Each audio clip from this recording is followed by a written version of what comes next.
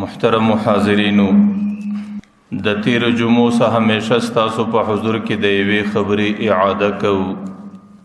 چې الله تعالی پیغمبر علیه الصلاۃ والسلام ته د مځکې پر مخ باندې عالمي نبوت ورکړی و چې در قیامته پورې څومره انسانان راځي، در قیامته پورې څومره قومونه او قبیلې راځي او د مځکې د کورې در هره کونجه پورې چې څومره مځکې او علاقې راځي، دې ټولو ته پیغمبر علیه السلام نقبي و. لیکن د پیغمبر علیه الصلاۃ والسلام نبوي زندگی دا په 23 کاله کې ختم شو. خو پیغمبر علیه الصلاۃ والسلام در قیامت پوری چې کم حالات پر دی امت باندې راځي، کم مشکلات راځي، کم فتنې راځي، الله تعالی پیغمبر علیه الصلاۃ والسلام ته د وحی د الهامات په ذریعہ باندې دا غي معلومات ورکړیو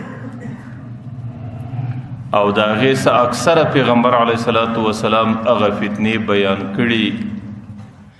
او داسې معلومیږي لکه پیغمبر علیه الصلاۃ والسلام چې د نبوت په نگاه او نظر باندې هغه بالکل لیدلی او د هغه فتنو د پاره پیغمبر علیه الصلاۃ والسلام چند علامې او چند نشانې ښکاره کړي. کچېرې زما امت کې دا نشانه او علامه ښکاره سوه او زما په امت کې دا خو او خصلت پیدا سو او زما د امت زندگی په دې نهج او طریقه باندې رااله، نو بیا به زما په امت باندې فتنې، بیا به زما په امت باندې مشکلات، بیا به زما امت د پریشانیو سره مخامخ، بیا به د هغې شپه هم په پریشاني کې، د هغې ورځ به هم په پریشاني کې، هغې به په کور کې دننه هم په پریشانۍ کې مبتلا وي او د تجارت زندگی به د پریشانیو سره مخ کی او د قرابت او د قریبانو سره به په مشکلاتو کې اخته زندگی تیری او بیا به د امت باندې پریشانۍ بالکل د باران په شان راځي، لکه د باران یو څاڅکی چې وچ سوی نه وي دویم مشلی او چې دویم وچ سوی نه وي دریم څاڅکی را رسیږي، نو د امت باندې به فتنې او مشکلات او پریشانۍ په دغه شکل باندې را روان. او تیر جمعه کې ما د اغي فتنو د ښکاروالی د اغي د بیان په خاطر د حضرت علی رضی الله عنه یو روایت پیش کړو چې حضرت علی رضی الله عنه اغه د پیغمبر علیه الصلاۃ والسلام سره دغه فتنو د نشانو د علامو متعلق یو حدیث را نقل کړی دی چې اغي کې پیغمبر علیه الصلاۃ والسلام اذا فعلت امتي 15 خصله نحل بها البلاء، کچیرې زما په امت کې 15 سعادتونه او خویونه پیداس، نو بیا به د الله تعالی د طرفه پر دوی باندې فتنې او مشکلات او پریشانۍ ضرور را نازلېږي. هغه پریشانۍ په هغې کې پیغمبر علیه الصلاۃ والسلام یوه پریشاني دا بیان کړې وله چې کله زما د امت انسانان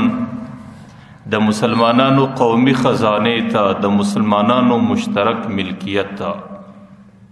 د مسلمانانو بیت المال ته او د مسلمانانو مال غنیمت ته د ذاتی جایداد په نظر باندې وګوري، لکه ذاتی جایداد چې سړی په آزادانه طریقه سره استعمالوي، د مسلمانانو مشترک ملکیت هم په دغه رقم آزاده طریقه سره استعمالوي، لکه یو سړی چې په خپل ذاتی جایداد هغې په استعمالولو کې څه حرج او پروا نه لري، نو د مسلمانانو په مشترک ملکیت استعمالولو کې هم څه حرج او پروا نه کوي. او دویمه نشانه پیغمبر علیه الصلاۃ والسلام دا بیان کړی و چې کله امانت په لاس ورسي هغه داسې بولي لکه غنیمت، او د غنیمت استعمال د دې امت دپاره د ټولو اموالو د استعمال څخه هغه جایز استعمال دی او د مال غنیمت د مسلمانانو، مال امانت د مسلمانانو په دا رقم باندې استعمالوي چې هغه بالکل غنیمت بولی، هغه د ځان د پاره حلال بولی، هغه د ځان د پاره جایز مال بولی. او دریم چې کله د امت مالدارانو باندې د زکات وخت راسي، هغه د زکات ادا کول د ځان د پاره غرم او نقصان بولی، هغه د زکات په ادا کولو باندې پریشان کیږي. نو دا هغه درې نشانې دي چې پیغمبر علیه الصلاۃ والسلام دغه زمانه نو بیا امت د فتنو زمانه بللې ده چې دې زمانه کې د امت خیر نستا، دې زمانه کې د امت فلاح او کامیابی نستا، دا زمانه پر امت باندې د سختو فتنو راتلونکې زمانه. او د دې درو نشانو متعلق په تیره جمعه کې ما ستاسو حضور کې تفصیلی خبره کړې وه. څلورمه نشانه پیغمبر علیه الصلاۃ والسلام دا بیانوي چې د فتنو زمانه هلته راځي واطاع الرجل زوجته وعك امه، چې یو سړی نوجوان په کور کې د خپل زنانې اطاعت کوي، د هغې خبره مني، د هغې سره په خوشحالي زندگی تیروي، لیکن وعك امه د خپل مور نافرمانی کوي، د خپل مور خبره نه مني، او چې کله د زنانې او د مور د خبرې په مابین کې تقابل راسېدی، د زنانې خبرې ته د مور د خبره ډېره ترجیح ورکوي. او د دې سره سره پیغمبر علیه السلام دا نښانه بیان کړې ده، وادنا صدیقه وجفا اباه، د خپلو دوستانو سره دی ډېره قریبه او ډېره خوشحاله زندگی تیروي، لیکن چې کله د پلار سره مخامخ سي نو بیا دی په تریو تندي باندې دی پلار ته ناست دی، ځکه په دې شکل دی د پلار څخه ځان ناراضه او خوابدی بولي. د دې معنا لنډه دا ده چې کله په معاشره کې حقوق الوالدین رالی، د مور و پلار نافرمانی راله او د مور و پلار سره بیکاره زندگی راله، نو امت په دې وخت کې بیا د خیر زندگی د خیر ورځ نسی لیدلی، امت په دې وخت کې بیا د فلاح او کامیابی او د راحت او د سکون ورځې نسی لیدلی، بیا به پر امت باندې پریشانی، بیا به پر امت باندې مشکلات او بیا به امت په ډېرو ستړو کې مبتلا وي. د مور و پلار چونکې د انسان د وجود مجازي ذریعه، مجازن د انسان وجود د دنیا ته د مور و پلار په ذریعه راغلی دی. که چیرې الله تعالی د اسمانه څخه د مور و پلار د اطاعت خبره، د مور و پلار سره د ښه سلوک او د احسان کولو حکم نه راواستی، که انسان ته الله تعالی سالم عقل ورکړی، لا په دې سالم عقل به سړی دا فیصله کوي چې زما د زندګۍ د ټولو څه د ښو زندګۍ حقدار هغه اولنی زما مور و پلار دي، ځکه زما د وجود ذریعه الله تعالی مور و پلار ګرځولی دي. او مور پلار هغه مخلوق دی چې د هغې زیاته وسیله زیات شفقت په ټوله انسانیت کې پر ما باندې دی، او مور پلار زما هغه مخلوق دی، زما د پاره د الله هغه مخلوق دی چې د هغې په ذریعه سره الله تعالی زما سره احسانات کوي، د هغې دعا زما متعلق قبلیږي، او هغې زما په خیر او په کامیابی باندې خوشحاله کیږي، هغې زما په بېخیري او په ناکامي باندې ناراضه کیږي. نو ځکه مور و پلار په ټوله انسانیت کې ما ته قریب مخلوق دی او زما سره زیات احسان کوونکی مخلوق دی، او عقل هم دا تقاضا کوي چې د سړي سره احسان کوونکی مخلوقي، نو د هغې سره به د سړي زندگی په ښه شکل تیریږي. نو که الله تعالی په آسماني کتابو کې د مور پلار سره د ښې زندګۍ حکم نه وای کړی، نو عقل سړي ته دا فیصله ورکوله چې سړی به د مور پلار سره ښه زندګي کوي. لیکن چې څومره آسماني کتابونه، که د تورات په شکل دی، که د زبور په شکل دی، که د انجیل په شکل دی، که د قرآن په شکل دی، په ټولو آسماني کتابو کې د الله فیصله دا ده چې د مور پلار سره به سړی ښه زندګي. بیا په مور پلار کې د ټولو څه ضعیفه مخلوق هغه د انسان موري، هغې د پلاره څه هم زیات د ښه سلوک او د ښې زندګۍ حقداره بلل کېږي. حضرت بحز ابن حکیم یو تابعي دی، هغه روایت کوي د خپل پلاره څه، او پلار یا نیکه بیا د پیغمبر علیه صلات وسلام سره روایت کوي چې پیغمبر علیه صلات وسلام ته یو صحابي رالی،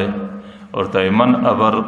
یا رسول الله، د الله رسوله زه د چا سره نیکي وکم، د چا سره ښه زندګي وکم، د چا سره احسان وکم؟ پیغمبر علیه صلات وسلام قال امک، د مور سره ښه زندگی کوه. هغه صحابي دوباره ور باندې رابر قال ثم من، دویمه درجه کې بیا د چا سره ښه زندگی تیره کم؟ پیغمبر علیه السلام بیا ورته امک، د مور سره ښه زندگی تیره کم. هغې بیا ور باندې را مکرره کړه قال ثم من، د چا سره بیا دریمه درجه کې د چا سره ښه زندگی وکم؟ پیغمبر علیه صلات وسلام ورته وی قال امک، د مور سره ښه زندگی. هغه صحابي زړه په پښتنو باندې نه سړېږي، څلورم ځل قال ثم من قال اباک، څلورم ځل چې هغې وی زه بیا د چا سره ښه زندگی تیره کړم؟ پیغمبر علیه السلام ورته اوس نو درته وایم چې د پلار سره ښه زندگی. قال ثم الاقرب فالاقرب، بیا په قریبانو کې چې کوم څوک څومره در نږدې دی د هغې سره ښه زندگی وکړه. نو پیغمبر علیه الصلاۃ والسلام هغه صحابي ته د مور سره د ښې زندگۍ دپاره 3 ځل وینا کوي، او پر څلورم ځل باندې بیا د پلار حکم ورته کوي چې د پلار سره ښه، ځکه مور داسې مخلوق دی کله د بچي متعلق داسې تکالیف برداشوي چې په هغې تکلیفونو برداشولو کې د پلار هیڅ حصه نه وي. نه میاشتې مور بچی په نس کې ګرځوي، او دې وخت کې چې څومره مشقت هغه غریبه برداشوي، د هغې ورځ، د هغې شپه، د هغې ټوله زندگی په دې نه میاشتې کې بې چینه بې سکونه وي، په پریشاني او په مشکل کې. چې کله د شپې هغه یو اړخ او بل اړخ باندې اوړي هغه ته ډېر مشکلي، چې کله د ورځې هغه غریبه ګرځي د هغې د پښو په دې بدن کې ټولو کې دردونه احساسېږي. او دا زمانه لږ زمانه نه وي، دا 9 میاشتې مسلسل پر هغې غریبې باندې دا مشقت د بچي متعلق رواني. لیکن دې مشقت کې د پلار یوه ذره حصه نشته، ځکه دې مشقت پلار نه ویني. بیا چې کله د 9 میاشتې سبا د هغې بچی دنیا ته راځي، چې هغې ته درد ذه او د ولادتو د پیدا کېدلو چې کوم تکلیف دی، چې هغې وخت کې پر هغې غریبه باندې د مرګ د ژوند سره دعوه وي. هغې د 1 ساعت او د 1 غنټې دپاره د خپلې زندګۍ تمه نه لري چې زه به ژوندی پاته یم، او دا د مرګ د ژوند په کشمکش کې مبتلا یي. او دې وخت کې چې پر دې باندې څومره مشقت دی او څومره تکلیف دی، او دا د بچي متعلق برداشت وي، دې کې هم د پلار څه حصه نه راځي. او چې کله د بدن سره الله تعالی هغه بچی په خیر او عافیت باندې جلا کی، بیا در 2 کالو پورې دا مور دا بچی د خپلې سینې په جوهر باندې پالي، د خپلې سینې په شدو باندې پالي.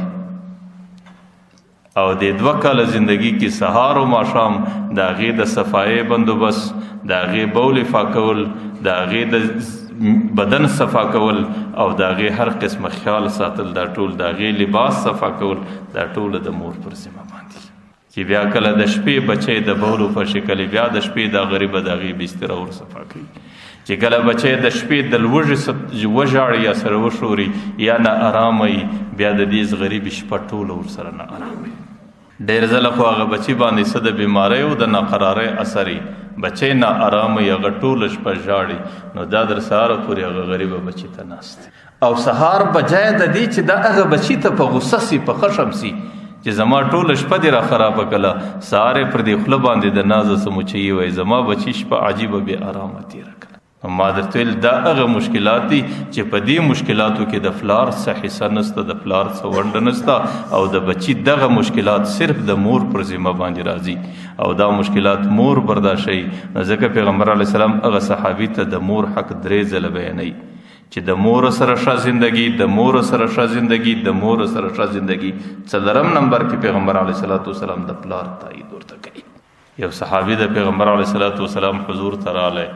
چې کله راغلی هغې د خپلې مور شکایت وکړ، ورته یې د الله رسوله زما مور ډېره بدمزاجه ده، ډېره تونده ده، او په خبرو کې ډېره سخته ده، او د هغې ژبه ډېره تیزه ده، د هغې سره زما ګزاره کول ماته ډېره مشکل دي. پیغمبر علیه السلام هغه سړي صحابي ته وایي چې کله د مور 9 میاشتې ته په خپل بدن کې په خپل وجود کې دننه ګرځولې، آیا هغې وخت کې هم دا ستا مور دومره بدمزاجه او دومره تندخویه وله؟ هغې وخت کې هم دا ستا د مور زندگی په بد اخلاقي کې تېرېدله چې ته ورسره تنګ وې؟ هغه صحابي پیغمبر علیه السلام ته وایي د الله رسوله زه په حقیقت دا خبره کوم، زه په صداقت او په رښتونې دا طریقه کوم چې زما د مور سره زما زندگی ډېره سخته سوې ده، هغه ډېره سخته ده په مزاج کې. پیغمبر علیه السلام ورته وایي، ورته سړی د مور چې کله 2 کاله تا ته د سینې شیدې درکولې، او د مور چې کله 2 کاله مسلسل 3 کاله مسلسل او ډېره زمانه ستا بولې صفا کولې، او ستا بدن یې در صفا کوئ، او ستا د لباس د صفایي خیال ساتئ، دې وخت کې هم دا ستا مور بدخویه او بدمزاجه وله؟ نو هغه صحابي پیغمبر علیه السلام ته وایي د الله رسوله د هغې خبرو بدله ما ودې ته ورکړې ده. پیغمبر علیه السلام ته وایي څنګه دې بدله ورکړې ده؟ ورته یې د الله رسوله ما په دې خپله مور باندې پر خپلو وژو باندې فیادل، په خپله شا باندې سپاره ټوله حج ور باندې کړی دی. نو دا کوم محنت چې دې زما سره کړی دی، د هغې محنت صله او بدله ما ورکړې ده. پیغمبر علیه السلام ورته وایي د دې بدله خو به دې ورکړې چې ستا مور د بچي ستا د پیدا کېدو په وخت کې کم تکلیف د ولادت برداشوی، او کم دردونه او مشقتونه دې برداشول، او چې په هغې وخت کې د دې په خپله زندگی باندې اعتماد نه و، او دا د خپلې زندگی سره ډېره تمداره نه وله، ایا د هغې تکلیف بدله به څنګه ور ادا کړي؟ د دې دا معنا چې د هغې تکلیف بدله په هیڅ شکل ته مور ته نشي ور ادا کولی، ځکه مور دا د انسان د زندگی بهترین احسان کوونکی مخلوق دی، او هغه مخلوق دی چې د هغې د خپل بچي متعلق لاس پورته کړي الله تعالی دعا نه ردوي، او هغه مخلوق دی چې د هغې په معمولی ناراضګي باندې د بچي زندگی تباه کیږي، او هغه مخلوق دی چې د هغې په معمولي دعا باندې الله تعالی بچي ته بندې لارې خلاصوي. الله تعالی د بچي سره د سهولت او د اسانۍ معامله کوي. یو کتاب دی د هغې نوم آداب الصالحین، په هغې کې یو واقعه را نقل ده. یو نوجوان دی د هغې د حج شوق رالی چې زه به حج ته ځم، چونکې هغې خپل فرضي حج ادا کړی دی، نو دویم ځل د نفلي حج اراده ده. چې کله د مور څخه اجازت غواړي نو مور هغه ورته وایي بچی زما د بندوبست زما د خدمت دپاره څوک نسته، نه هغې مور د هغې نوجوان اجازت کولو ته تیاره نه ده. او چې کله مور په دغه رقم عباداتو کې بچی ته اجازت ورنه کی، بیا دغه عمل د سړي عبادت نه بلل کېږي، دا د سړي شوق بلل کېږي. زه ډېر ځله وایم زموږ د ناپوهۍ په خاطر باندې موږ په خپل مابین کې د شوق او د عبادت په مابین کې فرق نسو کولی. بعض اعمال فرضي د هغې دپاره د مور څخه د پلار څخه اجازت اخیستل صرف مستحب عمل، لیکن بعض اعمال نفلي، په نفلي اعمالو کې د مور او پلار څخه اجازت غوښتل دا ضروري دي. او که سړی بعض اعمال هغې د مور او پلار د اجازته بغیر وکړي نو بیا د شوق بلل کېږي، دې ته د دین نوم سړی نشي ورکولی. په هغې کې نفلي حج دی، یو سړی د حج سفر کوي او کور کې د مور او پلار د ده خدمت ته ضرورت دی. او زموږ دین دې ته ویل کېږي چې سړی به اهم پل اهم د ټولو څه مخکې کوي، چې کوم حکم اهم دی اول به هغه پر ځای کوي، بیا به هغه دویم لځي. او دې وخت کې د دپاره چونکې اهم عمل دا دی چې د مور او پلار خدمت وکړي، او د مور او پلار د ده خدمت ته ضرورت دی، او مور او پلار د ده خدمت ته مجبوره دي. نو ډېر ځله هغې اجازه ورنه کړي چې بچی زموږ د خدمت دپاره پاته سه، لیکن پر ده باندې هغه خپله شوق غالب وي چې زه مکې له ځم، مدینې له ځم، زه حج کوم، زه عمره کوم. نو دی واقع چې دی د مور و پلار خبره نه ومني، حج عمرې ته ورسي، د حج عمره د ده شوق بلل کېږي، دې ته باید چې دی د دین نوم ورنه کړي، ځکه دین په دې وخت کې دا دی چې د مور و پلار خدمت سړی. یا ډېر ځله زه دا وایم بعضې خلک هغې د تبلیغ ډېر شوقیان دي، چې کله دی په ابتدایي حالاتو کې راسي نو د باندې جذبه ډېره غالب وي،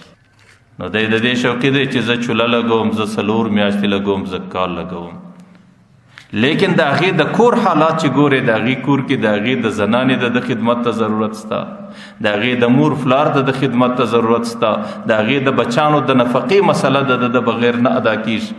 نه سره رسېږي. لیکن دی نه د مور خیال ساتي، نه د پلار خیال ساتي، نه د بچی خیال ساتي، نه د چا د نفقې خیال ساتي، حالانکه د بچانو نفقه دی وکړي پر ده باندې فرض عمل دی، او تبلیغ کې تلل دا د ده دپاره نفل عمل دی. نو چې دی کله د دې دپاره پر دې طرف باندې ولاړ سي او نه د مور خبره ومنل سوه، نه د پلار خبره ومنل سوله، نه د کور د ضروریاتو بندوبست وسو، بیا خو په دغه کالو چوله کې دا د ده تګ دا د دی د ځان شوق بولي، دې ته د دین نوم نه ورکوي، دا د ده شوق دی، د دې شي سره د ده عشق دی. دغه رقم زه کله کله وایم بعضې خلک هغې طالبي کوي د علم په شوق باندې دي، لیکن کور ته در شا څوک پرېښي، یا بوډۍ مور ده یا سپینږیری پلار دی، او هغه بوډۍ مور او هغه سپینږیری پلار زندګي ډېره په سختي کې تېروي، ځکه هغه د بچیان نفقه نسي برابرولی، او دې وخت کې بچی ځوان دی، د ټولو څه مخکې د بچي ته د دې مور پلار ډېر ضرورت دی. لیکن بچی کله د هغې بې اجازته په غلا باندې راوغورځي، یاره زه خو پلانکۍ مدرسې له ځم، زه علم حاصلوم، زه فلان کوم، زه فلان کوم. زه ډېر ځله دا وایم چې دغه علم حاصلولو ته د دی د دین نوم نه ورکوي چې زه دینداره یم، دا د ده شوق دی، ټیک د شوق به پوره کړي، لیکن دې وخت کې که دی رښتیا دینداره دی او دی د دین خبره کوي، نو د ټولو څه مخکې د مور و پلار خدمت ته ضروري دی. که چیرې مور پلار د خدمت ته مجبوره نه دي، د ده بچانو د ده زنانو بغیر د ده د خدمته گزاره کولی شي، یو خیر دی. که چیرې هغوی مجبوره انسانان دي او دی وخت کې دی راځي وایي زه سبق وایم، زه تبلیغ کوم، زه حج کوم، ما درته ویل دا شان د سړي شوق بلل کېږي، دی ته باید چې سړي دین ونه وایي. نو هغه نوجوان چې کله د حج په سفر باندې ځي نو د مور څخه اجازه غواړي، نو هغه بوډۍ مور اجازت نه ورکوي، لیکن هغه نوجوان سره چونکې د حج ډېر شوق لګېدلی دی، نو هغوی د خپل شوق په تقاضا باندې د سفر باندې روانې شي، چونکې دې کې د مور نافرمانی راله، چونکې د دې کې د مور د زړه د غوښتنې مخالفت رالی، او دې کې د مور ناراضګي رااله او په دې کې د مور زیریدل راغله چې کله لږ ولاړی د الله تعالی دستي د هغې مور د ناراضګۍ په خاطر ګرفت ور باندې راغلی ګرفت چې رالی په لاره کې د حج قافله ده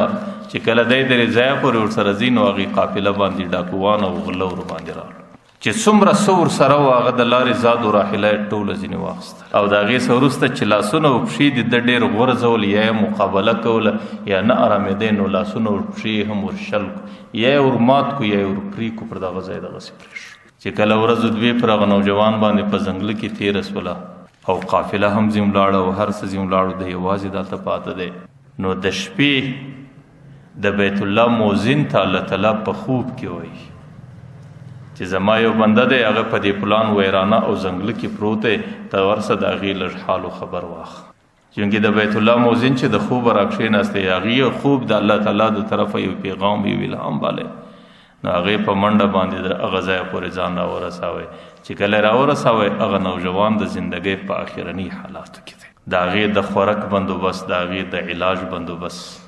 او چې کله ورته ودرېدی ورته نوجوانه څنګه حال دی نو دی ورته د مور ناراضګي وه د مور نافرماني وه او مور مې په کور کې ناراضه پرېښود د هغې د سزا په خاطر و دې حال ته الله ورسولم نو هغه مؤذن ورته د الله تعالی څخه د دې عمله څه توبه وباسه دی ورته توبه خو باسم لیکن یوه تمنا لرم هغه دا چې ما در خپله کوره پورې ورسوه د مور د یوې ناراضګۍ په خاطر باندې الله تعالی دې حال ته ورسولم دا ځینې چې د مور شرار پسې راسي د هغې په خاطر زندګي کې د ایمانه څه محروم و بېنصیبه نسه نو هغه مؤذن په یو ترتیب باندې دی د خپله کلي پورې راورسوی او ماخستن دی د کور دروازې ته د باندې په تیاري کې کښېښوی شاید د هغه وخت کمزورې آبادۍ وې د هغې وخت کوډلې وې هر څه چې و د هغه مؤذن د خپلې ذمهوارۍ دپاره ځي ولاړی چې بس دا د کور دی ته پوهېږې کور د چې کله غوږ ونیوی د شپې نو هغه مور غریبه په سرای کې په لمانځه څه وروسته دعا کوي یا الله زما یو بچی دی هغې د حج په سفر کې تللی دی زما د ناراضګۍ په خاطر یا الله نه معلوم چې هغې زما د ناراضګۍ په خاطر د کومو حالاتو سره مخامخ یا الله زما زړه د هغې بچي متعلق ډېر بې قراره دی هغې بچی در ما پورې راورسوي چې زما زړه د هغې په لیدلو باندې قرار پیدا کړي بچی چې هر څومره نافرمانه د مور زړه ورپسې ناقرار چې کله هغه نوجوان د مور غږ واورېدی د هغې زړه راډک او هغې ډېره زیاته ژړا وکړه د هغې څه وروسته په یو شکل یې ځان دروازې ته راورسوی او دروازه یې وټکوله چې کله یې دروازه وټکوله نو هغه مور غریبه راله چې کله د باندې راووته د حج زمانه و د هغې خیال دا دی چې د قافلو په شکل خلک ځي نو یو څوک مسافر یو ناجوړه یو وږی د قافلې څخه پاته سوی دی او تیاره ده نو هغې مور ورته راوړاندې سوله ورته مسافره شاید ستا به د ګولۍ په کور کې یو ګوله و ګولی ورله راواستله ګولی ورته پیش کوی شاید ستا به د ګولۍ ضرورت ورته یې لاس راوړاندې کړه چې ګوله درکړم زوی چونکې ډېره کمزوری صحت او ډېر په ضعف کې دی د هغې اواز مور نسي پېژندلی نو هغه نوجوان ورته وایي چې مورې لاس نه لرم څنګه لاس در وړاندې کړم ورته یې بچی لږ مخ ته راوسکېږه چې دا نه په قدر کړم ورته یې مور پښې نه لرم پر څه باندې درس هغې مور ژر یو ګوله و نفقه ورته مخکې کړو باره ورته یې بچی غږ یې نه پېژني ورته یې بچی زما هم ستا غوندې یو بچی دی د حج په قافلو کې تللی دی نه معلوم چې الله تعالی به څه ورسره کوي هغه نوجوان چې دا واورېدل هغې په ژړا سو ورته یې مورې زه ستا بچی یم چې کوم بچی ستا سره د ناراضګۍ په شکل او چې کوم بچی ستا د اجازته بغیر تللی وم نن الله تعالی په دې حالت ستا در کوره واپس را رسولی هغه مور چې کله د بچي خبره واورېدله چې زما بچی دی نو آداب صالحین کې لیکلي دي چې هغه مور پر غذا یو ساتکۍ بېهوشه سوله د بېهوشۍ راپورته کېدو څه وروسته هغې مور د الله تعالی په حضور کې دعا روانه کړه یا الله زما بچی دی زما د وجوده څه جلا سوی دی یا الله زما د زړه آرام دی یا الله زما د سترګو خنکوالی او زما د سترګو قرار دی یا الله زما د نافرمانۍ په خاطر دې حال ته رسېدلی دی یا الله ته نوره زما د نافرمانۍ اثر پر د باندې مه راوله ته د ایمان سالم کا یا الله ته د ایمان د دولت څخه د مه محرومه کوه نو ما درته ویل چې کوم بچی د مور و پلار د نافرمانۍ په شکل کې راسي ډېر ځله الله تعالی په دنیا کې ستړی کوي او که د مور پلار نافرمانی ډیره زیاته سي ډیر ځله الله تعالی د ایمان د دولت څخه محروم کوي. حضرت موسی علیه السلام د الله تعالی ډیر نازولی پیغمبر. حضرت موسی علیه السلام با د الله تعالی سرنګارنګ غوښتنې کولې. کله به ویل ربي ارني انظر الیک، الله ما ته ځان راښکاره کړه چې زه تا ووینم. کله به نورې غوښتنې کولې. پیغمبر علیه السلام سره یو چا پوښتنه وکړه چې حضرت موسی علیه السلام خو داسې غوښتنې کولې. پیغمبر علیه السلام ورته وویل دا د موسی پیغمبر د وس خبره و، دا د هر چا د وس نه ده. لیکن الله تعالی به د هرې غوښتنې سره سره د موسی علیه السلام ډېر خیال ساتي. یو ورځ کوی تور لرالی چې کله رالی د الله تعالی سره کلام کوي، الله تعالی ورته موسی دا ژبه اوس په احتیاط شوروه، ورته موسی دا قدم په احتیاط باندې اخه چې د کم چا په خاطر مستا سره ناز کوي، چې د کم چا په خاطر مستا خیال ساتي، هغه در سره ولاړ.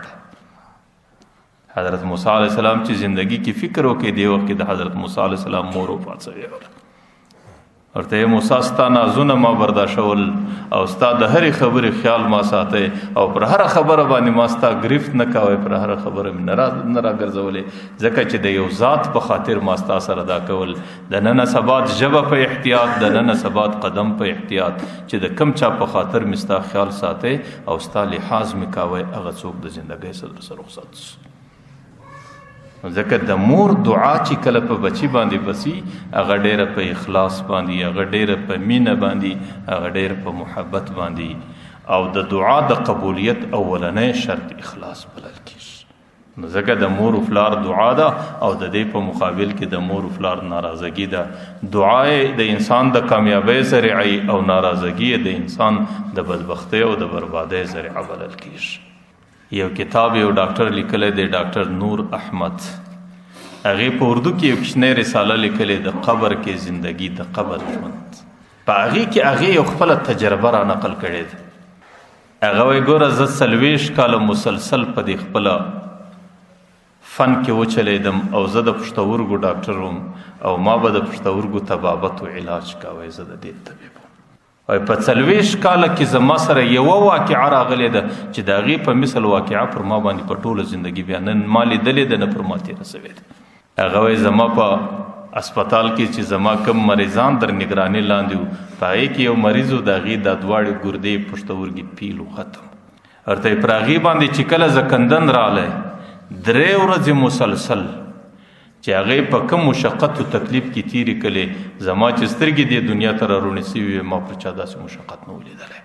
چې د هغې خوله به دا 3 ورځې مکمله وازوله، د هغې مخ به تک تور و، دا سترګې به راختلې وې او هغې به داسې غلبلې او نارې وهلې چې د ټوله اسپتالو په دې ټوله دواخانه کې به چا تاب نه سو ورکولی. او اخرنۍ ورځ هغې و داسې حال ته ورسېدی چې د اسپتاله څه څومره مریضان و هغه ټوله وتښتېدل. آخر مې په دې خاطر په یو حجره کې بند کړې، دروازه مې ورپسې راوتړله، څوک دننه ورته درېدی نس، قریبان یې د باندې ورته کړېدو. آخر یې پلار ما ته خواست وکړې چې ډاکټر صاحب، طبیب صاحب، که چیرې د زهر ستنې تی ور ولګو، دغه حالت یې موږ نسو برداشت. ما ورته ویل چې زه مسلمان یم، د مسلمان د خون فیصله نسم کولی، نو په دې خاطر زه هغې ته د زهر او چې ټوله اسپتال د دې یو مریض په خاطر باندې د مریضانو ټولو څخه خالص. لیکن د الله تعالی فیصله و 3 ورځ بعد هغه سړی وفات شو. وایي د وفات څخه وروسته ما یې پلار ته ویل چې حضرت که یو خبره راته وکړي، د دې دا دومره سزا، د دې دا دومره سختي، د دومره نوله دا زکندن، دا خو زما په اس باندې ما نه ولیدلی، د دې وجه څه وه؟ هغې راته وایي ډاکټر صاحب د هغې سترګې د اوښکو ډکې وې، او زه به یو خبره درته وکړم چې ذکر کولی نسم. چې کله به کور ته رالی، د زنانې او د مور په مابین کې به لږ اختلاف و دعوه وه، نو ده به د زنانې د خوشحالۍ دپاره مور وهله، او چې کله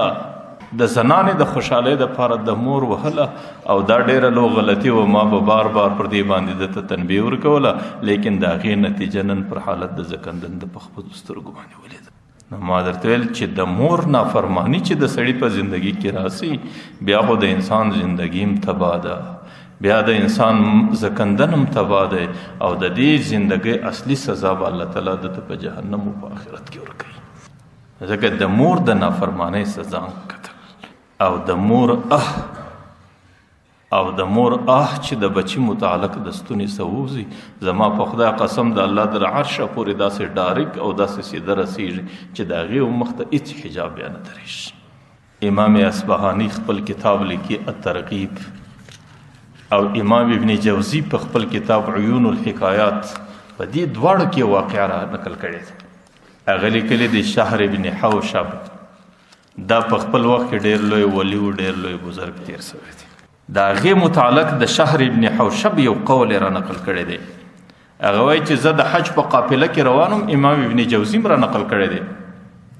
چې زه د حج په قافله کې روانم، پر یو قوم و قبیله باندې، پر یو کلي و علاقه باندې رالم، نو هغې خلکو زه وپېژندلم، نو هغوی پر ما باندې راټول سو او زه د میلمه په شکل یو ورځ په خپل کلي کې راحصار کړم، راویږم. وایي چې زه په کوم مکان کې اوسېدم، نو د هغې مکانه څه مخکې ادره وه، قبرستان. مازدیګر چې زه کله قبرستان ته راتلم، د قبرستان سره راتلم، نو یو قبر ځله چاودل کېدی، یو سر د دې قبر سره واتی چې هغې د حمار او د خره په شکل باندې و، هغې د خره 3 انګولاوې کولې، 3 نارې یې کولې، برته په دې قبر ننوتی. دا ډېر لوی ولي دی چې هغې را نقل کړی دی. وایي زه چې کله رالم، نو د کلي د هم خلکو څه مې پوښتنه وکړه چې دا څه پېښه. په هغې راتول دا د یو نوجوان قبر دی، هغې به ټوله ورځ په شرابو کې تېره کړه. مازدیګر چې به کله کور ته رالی، نو مور یې ډېره ولي زنانه وه، ډېره نیکه زنانه وه. نو هغې مور به دې بچي ته نصیحت کوی، نو هغه مور به دې بچي ته ډېرې زارۍ کولې چې بچی شراب په اسلام کې حرام عمل دی، شراب هغه عمل دی چې الله تعالی په ناراضه کېږي. ورته ویل بچی ولې دومره بدبخته زندګي تېروي چې ټوله ورځ په شرابو کې مست دي. نو بیا ادبي ما ده به دې مور ته په غوسه کې ویل، ورته څه همیشه ده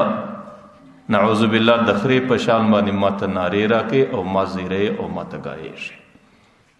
د هغې خبرې سزا الله تعالی دا شکل باندې ده ته ورکړله چې نن چې د کمې ورځ څه دی په دې قبر کې دی، هر مازدیګر دی سر راباسي او سر یې د هغه حمار او د حیوان په شکل او ناره یې د خولې څه 3 نارې کوي، بیا ورته په قبر ننوځي. نو ما درته ویل د مور د نافرمانۍ په خاطر د انسان زندگی په هغه شکل، د مور د نافرمانۍ په شکل د انسان زکندن په هغه شکل، د مور د نافرمانۍ په شکل د انسان د قبر زندگی په دې شکل.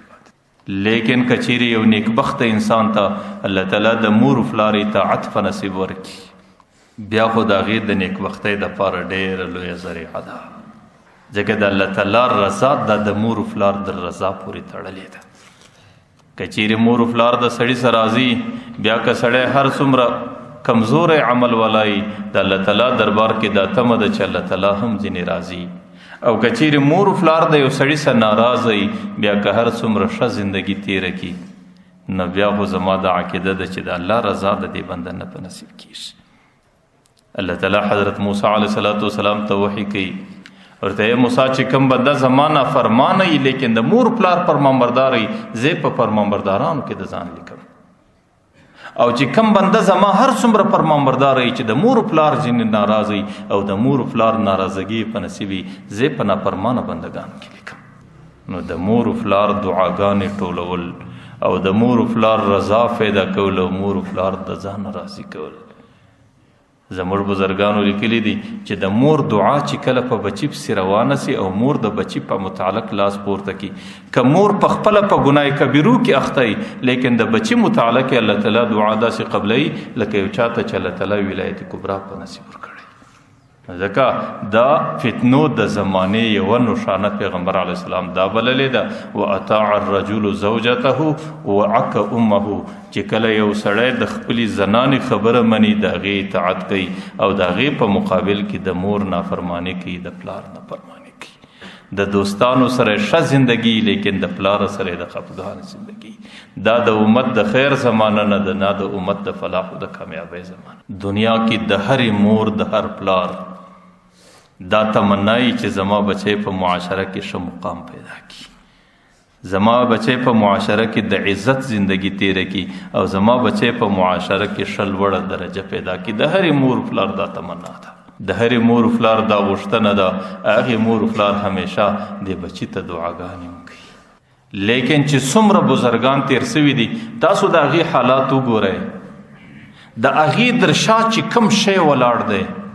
چې د هغې په خاطر الله تعالی د ته لوړه درجه ورکړې ده هغه همیشه د مور و پلار دعا ده د مور و پلار کردار دی د مور و پلار ښه تربیت دی چې د هغې په خاطر الله تعالی دی دې درجې ته رسولی دی او مور و پلار الله تعالی د بچي دپاره عجیب خیرخواهان مخلوق پیدا کړي دي زموږ د بزرګانو کې یو بزرګ دی حضرت بایزید بستامي ډېر لوی بزرګ دی حضرت جنید بغدادي رحمه الله د متعلق لیکلی دي ورته حضرت بایزید بستامي ته الله تعالی په اولیاو کې داسې مقام ورکړی لکه حضرت جبرائیل علیه السلام ته چې الله په فرشتو کې کوم مقام ورکړی دی حضرت جبرائیل علیه السلام مقام په ټولو فرشتو کې د بل چا نه او حضرت بایزید بستامي رحمه الله مقام په ټولو اولیاو کې د بل چا نه د هغې حالات چې تاسو وګورئ ابتدا کې دې مقام ته الله تعالی څنګه ورسوی حضرت بایزید بستامي رحمه الله په ابتدا کې معصوم بچی دی 4 کلن 5 کلن 3 کلن بچی دی دې وخت کې د پلار سایه د سره پورته سه پلار رخصت سو وفات یو یتیم بچی یو کونډې زنانې ته د بچي په شکل کې وفات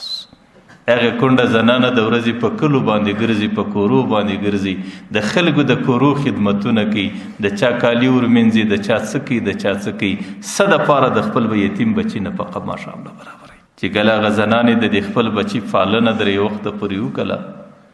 او بچی 7 کلن سو 6 کلن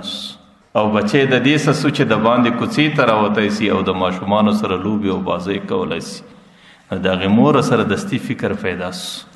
چې زما بچی پلار نه لري او په هر غړي یې زه نگراني کولی نسم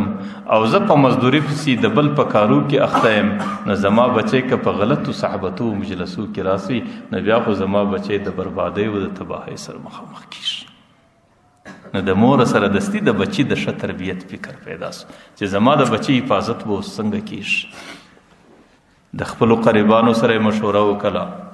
او د علاقې د نیکو مصلحو انسانانو سره مشوره وکړه چې زه د خپل بچي متعلق اوس څه وکړم نو هغوی دا مشوره وکړه چې زموږ د علاقې سره نږدې یو لویه مدرسه او اداره ده په هغې کې یو بزرګ اوسیږي هغې بچانو ته سبقان وایي او هغې ته الله تعالی ولایت ورکړی دی چې کومو بچانو پر د سبقان ویلي دي اکثره د ولایت درجې ته رسیږي مور چې کله دا خبره واورېدله دویمه ورځ بچی حضرت بایزید رحمه الله د الله سونی ماشوم 7 کلن بچی دی هغه بزرګ ته راوستی هغې ته کښېناوی ورته وایي ګوره حضرت زه یو کونډه زنانه یم دا مې یتیم بچی دی زما د ټولې زندګۍ واحده اسره دغه بچی دی لیکن زه د خپل اسره قربانوم او زما د زړه تمنا دا ده چې زما بچی د الله د دین لار ونیسي علم زده کي او د پیغمبر علیه السلام قاصد سي د پیغمبر علیه السلام نائب سي د پیغمبر وارث سي او د پیغمبر د دین بیرغ واخلي د مځکې کونج کونج د دین ورسوي زما ارمان دا دی زما تمنا دا ده او زما د مړي خاوندم د ارمانو تمنا ورته حضرت کچیرې زموږ ستا په لاس باندې دغه تمنا پرسي او زموږ د بچي ستا په لاس ښه تربیت وسي موږ به در مرګه پورې ستا در احسان لاندې اوسېږو چونکې هغه زنانې په ډېره قرباني باندې په ډېره جوش باندې په ډېره جذبه باندې په ډېر شوق باندې بچی راوستلی دی نو هغه بزرګ د دې زنانې د دې شوق و جذبې سره ډېر متاثر نو هغه ورته زنانې ته دا بچی ما ته راپرېږده چې زما په وس کې څه زه هغه نور باندې سپموم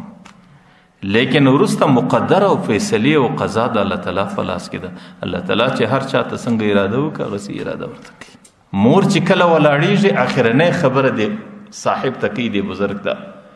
ورته حضرت زما په کور کې نارینه نسته څوک نسته زه یوازې زنانه یم زما بچی چونکې اول ځل د مسافرۍ سره عادي کېږي نو زما بچی به تا ته ډېره ژړا وکړي او زما بچی به تا ته ډېر فریاد وکړي چې ما در کوره پورې پرېږده چې در څو پورې زما بچی علم کمال ته نه رسولی در هغې وخته پورې به زما کور ته نه راپرېږدي ورته یاسې نه چې بیا راسي په کوڅو په لارو کې د خلکو سره یو ځای سي هغه ستا د تربیت چې کوم اثرات یې هغه ټوله برته ځینې ختم سي چې کله زنانه رخصت سوله هغه بچی د بزرګ هغې د ټولو څه مخکې د قرآن کریم قاعده او د قرآن کریم حفظ او دې ته متوجه کړي 4 میاشتې مکملې بچی په سبق کې دی 4 میاشتې بعد د بچی دغت د بچی د مور یاد دا ټوله راپورته سو. نو هغه استاذ ته رالی، ما ورته حضرت ما ته واحده مور په قریبانو کې راپاته ده او ما ته خپله مور ډیره یادېږي. ورته حضرت سبا د جمعې شپه ده او نن د چهارشنبې ورځ ده، سبا د 1 ورځې دپاره ما ته اجازه راکړئ چې زه د خپلې مور دیدار له ورسم د هغې زیارت. هغه بزرګ ډېر په تشویش کې سو چې یو طرف ته مې د مور سره دا وعده کړې وه چې علم یې نه پوره کړی نه درې پرېږدم، او دویم طرف ته د بچي دومره تمنا ده او دومره شوق یې دی د خپلې مور دید ته. اوس که بچی نه پرېږدم د هغې به د دې سبقه څه زړه مات سي. نو دې وخت کې هغه بزرګ الله تعالی ته متوجه سو. ګورئ سړی چې کله یو ناولده عمل د سړي زندگی کې راسي، که د سړي سره وخت وي نو ښه خبره دا ده چې سړی د استخارې لمونځ وکړي، بیا د الله تعالی د طرفه چې کومه فیصله وسو په هغې باندې عمل وکړي. او استخاره معنا د الله تعالی سره د خیر طلب، د الله تعالی سره مشوره کول، او د حالاتو علم در هر چا د الله تعالی سره ډیر دی. لیکن که چیرې پر سړي باندې یو دم یو حالات راسي او دې وخت کې نه د خوب ترتیب سته نه د استخارې ترتیب سته او ستاسو په لنډ وخت کې اوس فیصله کول غواړي، نو بیا خو حدیثو کې د پیغمبر علیه الصلاة والسلام لنډه استخاره اللهم خیر لی واختر لی، بس دا 2 لفظ ادا کول او دستي الله ته متوجه کېدل چې پر غځای باندې الله تعالی کومه فیصله په دماغ کې درواچوله، بس په هغې دستي عمل کول. نه هغه بزرګ دستي فیصله وکړه، استخاره یې پر غځای باندې وکړه چې الله یو کیفیت ما ته په دماغ کې راواچوي چې زه د دې مشکل حالاتو څخه ځان څنګه وباسم.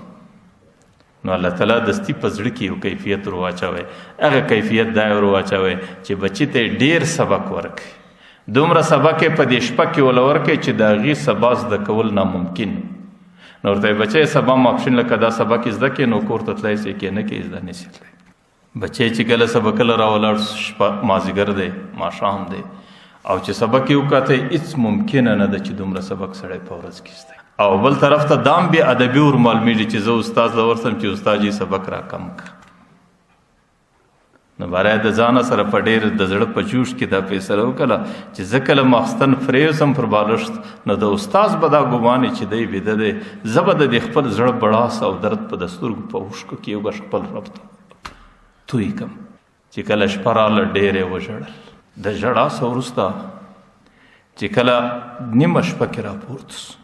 د الله تعالی دربار ته لاس پورته کې د یو پردیس بچي لاس پورته کېدل دي، د یو یتیم بچي د الله تعالی څخه غوښتنه ده. او یا الله زه د مور طرف ته تا ته زما شوق در معلوم دی چې زما څومره مینه ده او زما څومره د مور طرف ته جوش او جذبه ده، او بل طرف ته زما د استاد د طرفه دومره سبق دی، او یا الله د یو بچي یتیم بچي فریاد دی دا واوره. نو الله تعالی د هغې په دماغ کې داسې فراخي واچوله، سهار چې کله راکښېناستی سبقه ته رسېدی، د ماپښین وخت چې را رسېږي دا ټوله سبق یې ازبر په دماغ کې الله کښېنوی. استاذ ته چې کله کښېناستی استاذ ته په لږ وخت کې هغه ټوله سبق، استاذ حیران سو. استاذ په دې سینه پورې ونیوی مچ یې کوي او په دې باندې پوه سو چې د دې بچي شان ناولده دی، د دې بچي حال ډېر بدل دی. باره دعا ورته وکړه چې بچی ولاړ سه کور ته مازدیګر دی، او چې کله د مور ولیدله شپه دې وکړه سبا به ورته راسي. بچی چې راسي مازدیګر چې کور ته راورسېدی، که ګوري د کور دروازه دننه بنده د مور دننه اودس کوي، دروازه یې وټکوله، مور یې پر اوداسه ده ورته ویل بچی څوک دروازه ټکوي؟ دی ورته ویل مور یې بایزید راغلی. هغه ورته ویل بچی کم بایزیدي؟ یو خو زما بچی بایزید، د هغې متعلق خو ما دا فیصله کړې وه چې هغه به ولی جوړېږي، هغه به عالم جوړېږي، د هغې څه وروسته به زما کور ته راسي. او که ته بل بایزید یې پردی بچی یې هغې ته زه دروازه نه شم ورخلاصولی. هغه بچی یو ساعتکی ولاړ دی د مور په تمنا باندې پوس، یو ساعتکی د ځانه سره د مایوسۍ او ناامیدۍ اوښکې توکې کور یې پرېښوی برته مدرسې ته روان سو. چې کله مدرسې له رالی ماښام استاد را طلب کړي، استاد ورته ویل بچی څنګه ولاړې څنګه رالی څنګه سفر و دومره لنډ؟ نو ته غریب د اوښکو تویولو بغیر بل څه نه هېڅ نسي ویلی. هغه استاد باره په دې غېږ پورې ونیوی، په خپله لنګوټه و شمله باندې اوښکې ورپاکې کړه. د هغې څه وروسته یې باره ورته ویل بچی د موره څه ناراضه سوې چې برته لنډ رالی؟ ورته نه استاد جی بس ته دعا راته وکړه چې الله تعالی ماته استقامت راکړي او زما مور ته دعا وکړه چې الله تعالی هغې ته صحت ورکړي. هغې غریبه ډېره ستړې چې الله تعالی د هغې زندګي یو څه زمانه باقي پرېږدي او د هغې زندګي کې زما دپاره ډېر لوی عزت و برکت دی. استاد ورته بچې بس ته خپل سبق روان کا پر سبقې استقامت کا او زه ستا مور ته هره ورځ دعا کوم. چې کله سبق روان دی 14 کاله مسلسل دی بچی پر دې سبق باندې ووال. د 14 کاله زندگی کې دا بچی د مدرسې څخه د کور پر طرف باندې بیا نه ووته او د وخت کې د بچی عمر 22 کاله ته ورسېد. 22 کاله بعد پیغمبر علیه الصلاۃ والسلام په خوب کې هغه استاد ته راښکاره. استاد ته وایي چې ستا په درسګاه کې کوم نوجوان دی ورسه هغې ته زیری ورکړه چې الله تعالی تا ته ولایت درکړي، الله تعالی تا ته علم درکړي، الله تعالی د ملائکو په مجلسو کې دا فیصله وکړه چې دا زما د نبی نائب سو. ورته هغې ته زیری ورکړه، هغې په ډېره خوشحالي باندې در خپله کوره پورې واستو. استاد په نیمه شپه کې راوغورځېدی چې رالی د مدرسې جماعت و مسجد ته چې رالی که ورننوتی حضرت بایزید بستامي پر لمانځه باندې ولاړ دی. یو ساعت کې و شاته ورته ناست دی، انتظار یې ورته وکړي. چې کله هغې د لمانځه څخه فارغه شو خپل استاد یې پر لاسو باندې مچ کوي چې استاد دا وخت څنګه رالی؟ هغه ورته وایي بچې چې ستا د مور کومه تمنا او ستا د پلار کوم ارمان و او ستا د مور کومه قرباني و او بچې ستا کوم استقامت و د هغې نتیجې نن ځان ښکاره کې هغې باندې الله تعالی نتیجه مرتبه کړه او تا ته الله تعالی علم و ولایت دله درکړي. د ننه سبا به خپل کور ته ځې او د پیغمبر علیه السلام فیصله ده د خپلې مور زیارت له ورځې. چې کله سهار رالی مور له دروازه یې وټکله، مور ورته یې څوک یې؟ ورته یې بایزید یم. مور په منډه راله دروازه یې ورخلاص او دی په خپله سینه پورې ونیوی او دی د دې مور په پښو پورې وروموښتی او مور د هغې څه وروسته ورته وایي بچې چې زه که الله تعالی ګرمه ډوډۍ و نفقه یو ځل برابر د هغې څه مخکې ما یو ګش پرېږده چې 2 رکعته د شکر لمونځ د الله تعالی حضور ته وکړم چې زما کومه تمنا وه الله تعالی څنګه راپوره کړه. نو مور 2 رکعته د شکر لمونځ کوي، د الله تعالی حضور ته شکر ادا کوي چې الله زما تمنا وه او د پلار ارمان ولو او زما قرباني و او زما د بچي استقامت و چې د هغې نتیجه دې زما په سترګو باندې ولیدله. چې په کومه معاشره کې د مندو دغه تمنا وه نه بیا په بچانو کې بایزید بستامي پیدا کېدی، بیا په بچانو کې جنید بغدادي پیدا کېدی،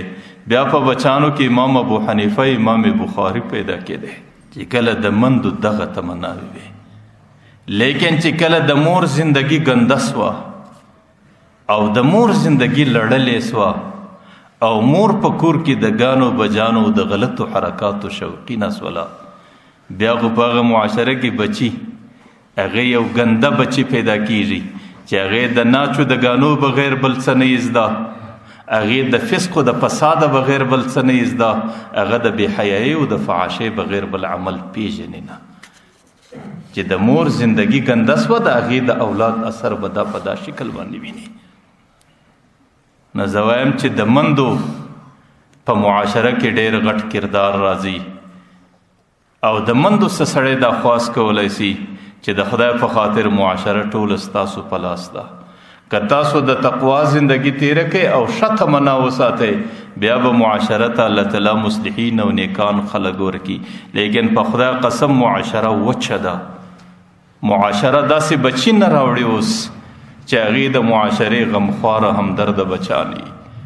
او معاشره تباه ده او معاشره غرقه ده او د معاشرې انتظار د دې مندو پر طرف دی چې کله به یو بهترین بچي، یو مصلحین بچي، یو د معاشرې خیرخواهان بچي مندې دې دنیا ته پیش کړي. او دا ټول د مور د تمناو، د مور د ارمانو، د مور د عملو، د مور د کړنې سره تعلق لري. ځکه زه همیشه دا وایم چې د مور د پلار ډېره لویه تمنا او د مور د پلار دعا دا د انسان دپاره ډېره لویه کرامه دي. او پیغمبر علیه الصلاۃ والسلام دا د فتنو زمانه بللې ده چې کله د مور و پلار زندگی هغې د ناراضګۍ په شکل د اولاد څخه تېرېږي، دا زمانه د خیر زمانه نه وي. نو که چیرې چاته مور و پلار الله تعالی ژوندي ورکړي نو د دې چند خبرو خیال ساتل چې ګله د مور و پلار د خوراک ضرورتي ستا په وس کې د هغې خوراک ور برابرول،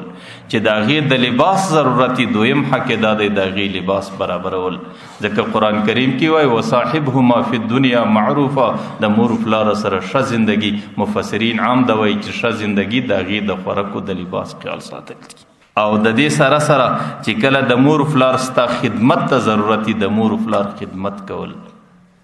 او که چیرې مور و پلار تا ځان له راوبولي او تا ته غږ در وکړي که ته پر نفلي لمانځه باندې ولاړې له د هغې بلنه ته لبیک ویل، د هغې اطاعت ته ځان را رسول. او د دې سره که چیرې مور و پلار تا ته یو حکم وکړي نو په دې شرط چې هغه حکم د ګناه کار نه وي، هغې حکم پر ځای کول.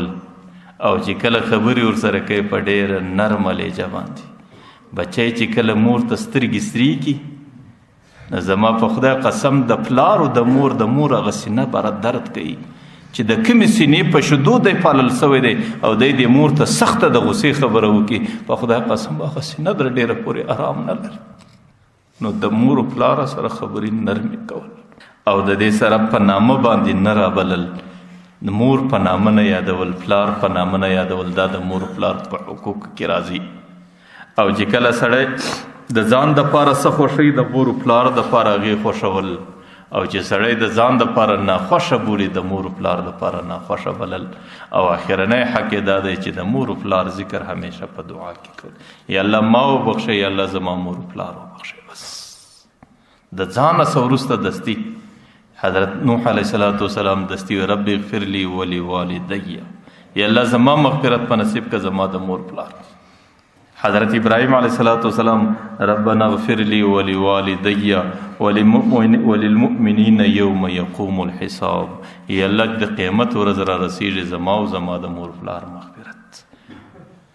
او که چیرې د چا مور پلار د دنیا څخه رخصت سوي او خدا نه خواسته د ناراضګۍ په شکل دی په ځانه یې پوه سوی، نو پیغمبر علیه السلام په تعلیماتو کې یو 3 خبرې چې الله تعالی به د هغې رضا د په نصیب کړي. د ټولو څه مخکینی خبره زندگی په دینداري کې تیرول، ځکه ستا دینداره زندگی د مور و پلار دپاره صدقه جاریه بلل کیږي. او مور و پلار د دینداره بچي څه ډېر راضي کیږي، نو زندگی په دینداري کې تیرول چې ستا د زندګۍ هر عمل د مور و پلار دپاره صدقه جاریه په دې پسې ورسیږي. او دویم چې د مور و پلار څومره خپلوان دي او د مور و پلار کم قریبان دي د هغې سره ښه سلوک او ښه تعلق ساتل، لکه د مور و پلار چې د هغې سره ښه زندګي وستان باید د هغې سره ښه زندګي. او دریم د مور و پلار دپاره همیشه مغفرت او استغفار طلبول چې الله زما د مور و پلار بخښنه وکړي. او ډېر ځله چې د سړي په وس کې کله عبادت د مور و پلار پر نامه کول، یا الله د دې طواف او د دې 2 رکعتو ثواب زما مور و پلار ته ورسوي. او کله صدقه او خیر و خیرات د مور و پلار دپاره کول چې الله د دې صدقې او خیر و خیرات ثواب زما مور و پلار ته ورسوي. نو بیا که د مرګ بعد د مور و پلار سړی دغه ترتیبونه یي، د الله تعالی رحمت کې دا تمه سته چې الله تعالی به دغه بچی د مور و پلار د ناراضګۍ د وباله څخه وساتي. الله تعالی دې دا څو خبرې قبولې کړي. واخر